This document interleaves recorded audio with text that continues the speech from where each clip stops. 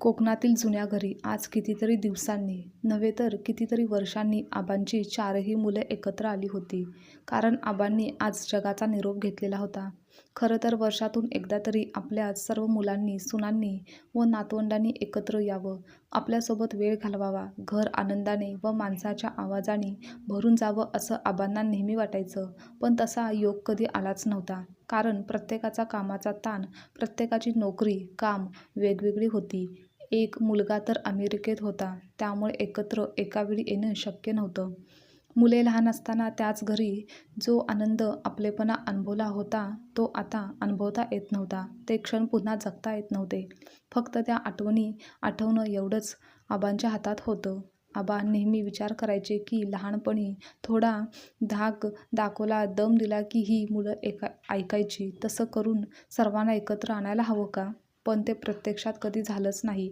आणि आज आबा गेल्यानंतर त्यांची इच्छा पूर्ण झाली होती. आज चारही भावंडे घरी एकत्र एकाच वेळी आली होती. पण आज आबा नव्हते.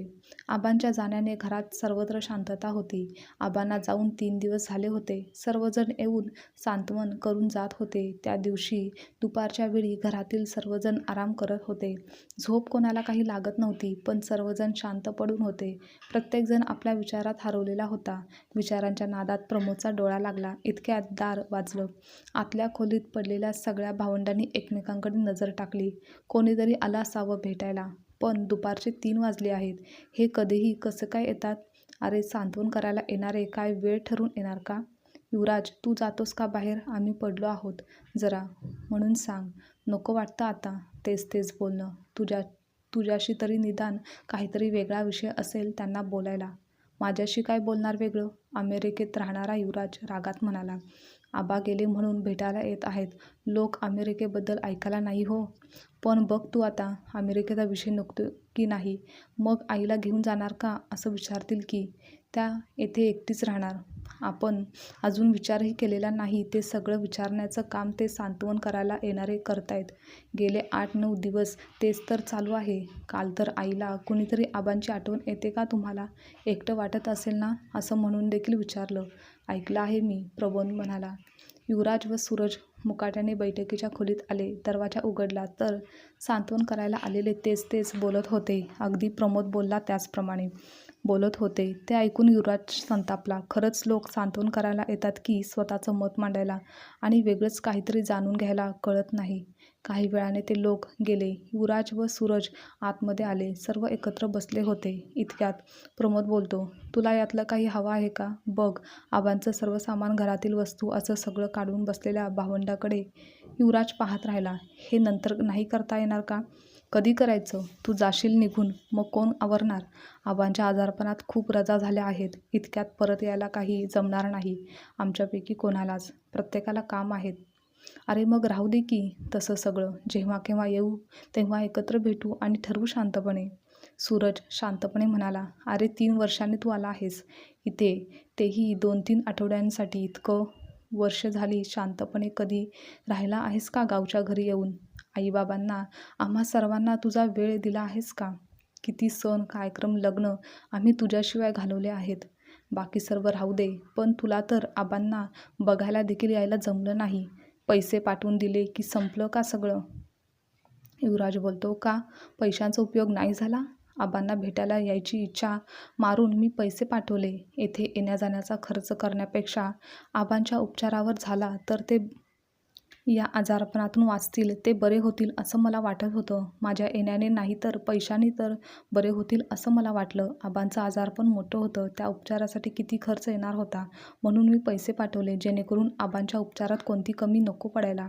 आणि विचार केला की ते बरं झाले की नंतर भेटायला जाईन. आणि तसंही तुम्हा सर्वांनाच माहिती आहे, मी नुकताच येऊन गेलो होतो आणि लगेचच आजारपण आलं. आबांचं आजारपण काही 1 दिवसांचं होतं का? किती महिने, कितीतरी वेळा दवाखान्यात सतत फेऱ्या होत होत्या. ते काय फक्त तुझ्या पैशांनी शक्य होतं का? तुमचा भार कमी व्हावा ही देखील इच्छा होती माझी. पण पैसे दिले नसते तर तुम्हीच बोलला असता, अमेरिकेत राहून आईवडिलांसाठी खर्च देखील करता येत नाही असं म्हटलं आहे का कोणी? तुला बहिणीचा आवाज वाढला. ती रागातच बोलली, म्हणायला कशाला हवं? आल्यापासून ऐकतो आहे ना मी. एवढं केलं, तेवढं केलं, हे केलं, ते केलं, हेच तर ऐकत आहे. तुम्ही हे मुद्दाम जाणवून देताय ना? गरजेला मी इथे नव्हतो, हे खरं आहे. पण पैशाचं सोंग आणता आलं असतं का? उपयोग झाला ना पाठवलेल्या पैशांचा? पण एकाने तरी म्हटलं का, तुला आबा भेटले नाहीत याचं वाईट वाटतं? तू पाठवलेल्या पैशामुळेच खूप सोय झाली म्हटलं का? मला काय आबांना भेटायची इच्छा नव्हती का? आणि आबा जाऊन अजून 12 दिवससुद्धा झाले नाहीत, तोपर्यंतच तुम्ही आबा गेल्या गेल्या घर खाली करायला तयार झाला आहात. पण लक्षात ठेवा, आई आहे अजूनही, हे विसरू नका. युवराज सर्व काही बोलून गेला. पण आपण आपले किती सामान आणून ठेवलं आहे इथे. आबा म्हणायचे, गोडाऊन केलं आहे तुम्हा मुलांनी घराचं. आपण इथे राहत नसूनही ठेवलं ना त्यांनी सामान जपून. मग काल आबा गेले नाही तर आज लगेच बसायला हवं का सगळं आवरायला? मी काय घेऊ, तू काय घेऊन जातोस? तू तुझ्या पैशांचा माज दाखवू नकोस हां. प्रमोद वैतागला. आणि तुला वाटत असतं तसं इथे काही माणसं पैशाला हावरी नाहीत. आम्ही येऊन जाऊन करत होतो. आबांना हॉस्पिटलमध्ये घेऊन जाणं, पुन्हा घरी घेऊन येणं, रक्तदाते शोधणं, औषध, एक ना अनेक भानगडी असतात. नुसतं पैशाने काही भागत नाही, वेळ द्यावा लागतो. बहीण देखील आता बोलत होती, मी पण इथेच राहत असतो तर मीही दिला असता माझा वेळ. कळलं ना, ते शक्य नव्हतं म्हणून आर्थिक भार उचलायचा प्रयत्न केला. आणि सारखं तुम्ही किती करत होता त्याचे गोडवे नका गाऊ. आपल्या वडिलांसाठी किती काय केलं ते सतत बोलून दाखवायची काय गरज आहे? आपण जे काही केलं ते आपलं कर्तव्य होतं. आणि आईबाबा यांनी पण आपल्यासाठी किती काय काय केलं आहे. पण त्यांनी कधी कोणती गोष्ट बोलून दाखवली नाही. आणि हो, ते पण तेवढेच तुमच्यासाठी आजही कष्ट घेत आहेत.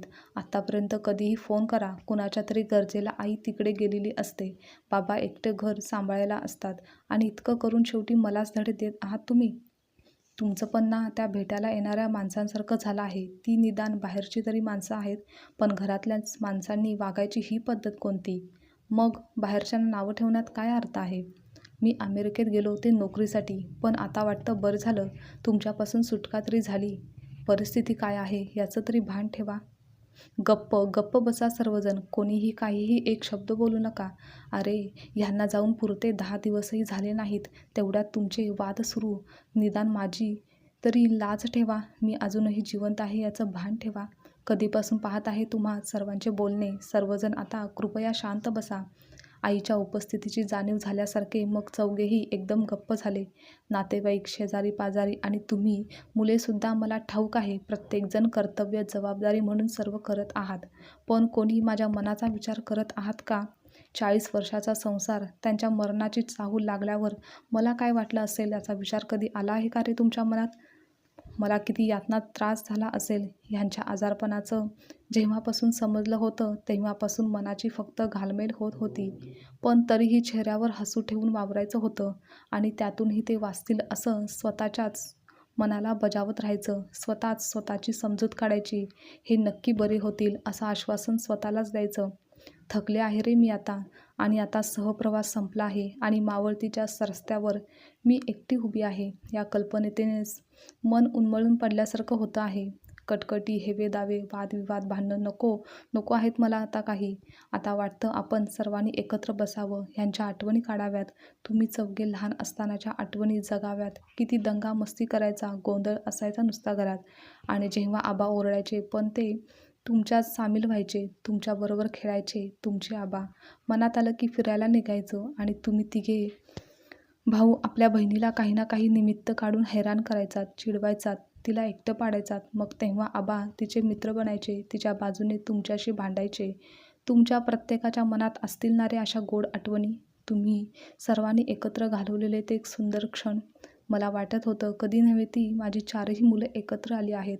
जुने दिवस आठवतील, आबांच्या आठवणीत रमतील. पण नाही, तुमचं सर्व लक्ष काम संपवण्याकडे. आबांसाठी कोणी किती कसं काय केलं आणि एकमेकांची उणीधणे काढण्यातच आहे. मला माहिती आहे आता माझा काय करायचं हाही विचार तुमच्या मनात घोळत असणार. मला कोणासोबत ठेवायचं? तुमच्या दृष्टीने निर्णय लवकर घेणं भाग आहे. कारण युवराजला अमेरिकेत परत जायचं आहे. तुम्हा सर्वांना आपापल्या शहरात जायचं आहे. पण हा विषय तुम्ही आत्ताच काढणार असाल तर आत्ताच सांगते, माझी काळजी करू नका. मी या घरातच राहणार आहे. झेपत आहे तोपर्यंत जमवून घेईन. आणि असं झालं की मी स्वतः होऊन सांगेन. त्यासाठी तुम्हाला काहीही करावं लागणार नाही. तुमचे आबा असतानाच आम्ही काही गोष्टी ठरवून टाकल्या होत्या. घर विकायचं तेही मी पाहीन आणि विकून येतील ते पैसे मी असेपर्यंत बँकेत राहतील. मला आजारपण आलं तर त्यासाठी वापरता येतील, काही कारणांसाठी उपयोगी येतील आणि त्यातून जर काही शिल्लक राहिलं तर नंतर तुम्ही वाटण्या करालच की. जसं आबा गेल्या गेल्या जे काही सुरू झालं आहे ते मी गेल्या गेल्या देखील सुरू होईलच याची खात्री आहे मला. एवढं बोलून आई थांबल्या. आता त्या चौघांना देखील शरमल्यासारखं, लाजल्यासारखं झालं. बराच वेळ कोणीच काही बोललं नाही, पण प्रत्येकाच्या मनात आता आबांच्या आठवणी जाग्या होत होत्या. प्रमोद आईजवळ गेला. हळूच तिच्या खांद्याभोवती हात घालून त्याने तिला जवळ घेतलं. आई, उद्या 10वा दिवस आहे. काका, मामा, मामी, मावश्या सगळेजण येतील तेव्हा रात्री आपण हेच करू. आबांच्या आपल्या जीवनातील आत्तापर्यंतच्या सुखद आठवणी आठवू, त्यांना उजाळा देऊ. हो चालेल दादा. डबडबलेल्या डोळ्यांनी बहीण बोलली. सर्वजण आईकडे पाहत होते. तिने पसंतीची मान डोलावली. तसं आबांच्या नसण्याने प्रत्येकाचा जीव कासावीस झाला होता. प्रत्येकजण आबांच्या आठवणीत हरवून गेला होता. आजची कथा तुम्हाला आवडल्यास लाईक, शेअर, कमेंट करा आणि चॅनलवर नवीन असाल तर चॅनलला सबस्क्राईबसुद्धा नक्की करा.